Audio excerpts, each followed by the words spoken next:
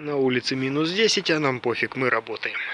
В общем, обшил боковую стенку, а то нафиг замело, блин, полмастерской снегом.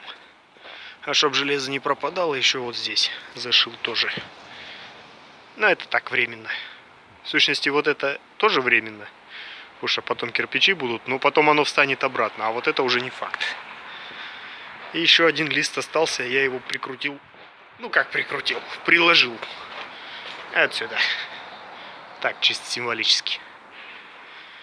Вот. Вот так оно снутри теперь выглядит.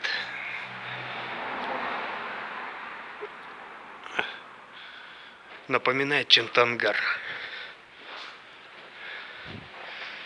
А то при -10 проводку делать что-то неохота, блин, провода дубовые. А так он снег, это я уже вытоптал, вымел.